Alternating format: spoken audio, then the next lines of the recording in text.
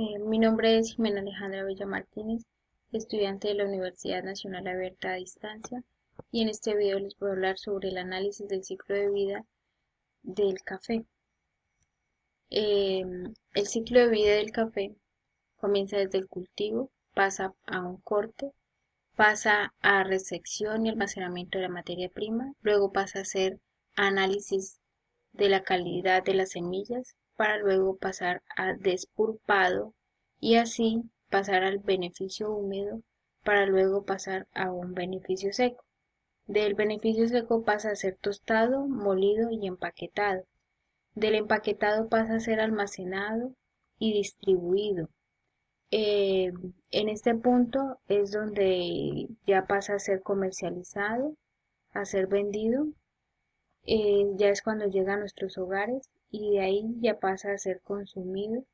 Después de consumido quedan unos residuos que pasan a su disposición final.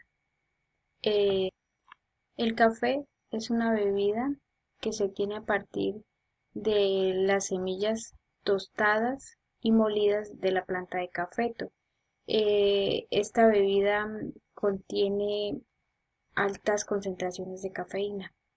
Les voy a hablar sobre cómo comienza la adquisición de la materia prima, la cual se obtiene del fruto de la planta de cafeto. El ciclo de vida de este producto comienza con su cultivo, en el cual se debe tener en cuenta una zona óptima para el cultivo del café, la cual debe considerar el acceso a los siguientes recursos naturales, como la energía solar, el suelo, agua, aire y clima. Como la energía, porque el cafeto, como todas las plantas, necesitan de luz solar para realizar el proceso de fotosíntesis.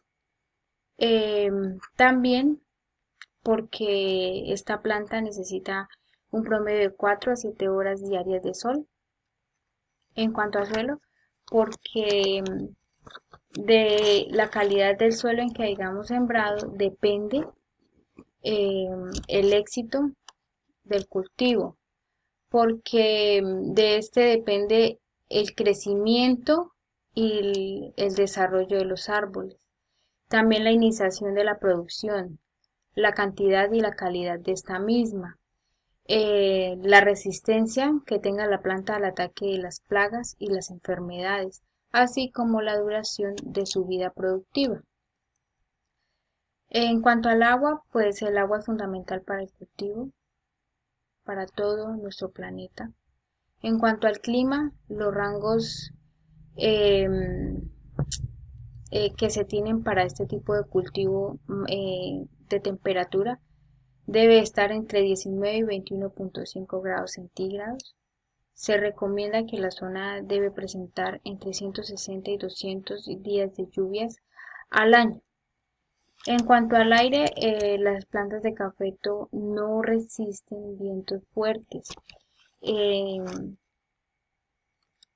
em, las prácticas adecuadas en el cultivo que se consideran recomendables son la construcción del germinador, la construcción del almacigo, la preparación del terreno, el trazado, hollado y siembra, el control de arbences, el control de plagas, el manejo de enfermedades, la conservación de suelos y aguas y el beneficio ecológico.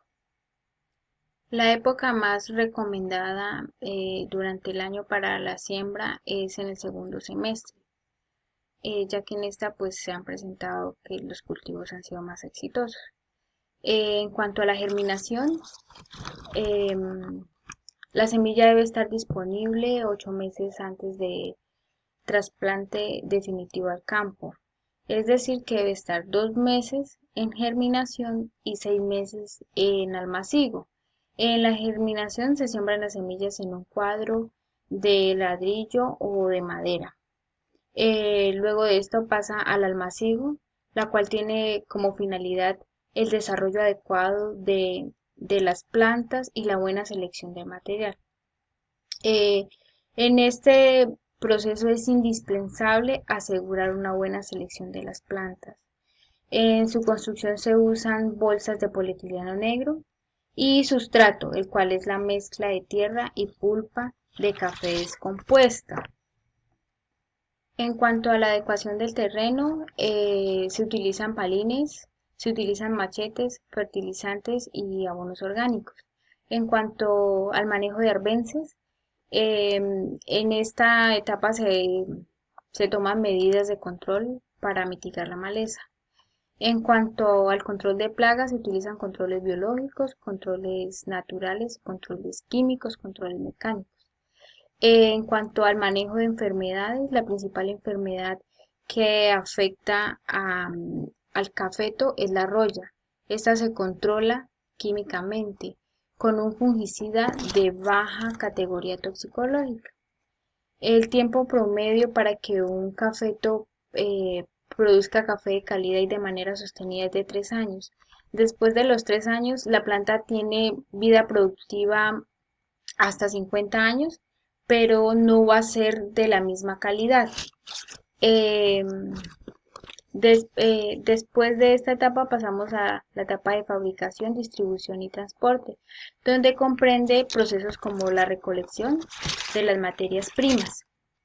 En la recolección de las materias primas se recogen los granos que están en su estado de madurez, los cuales son de color rojo y de color amarillo. Los verdes no se recogen pues porque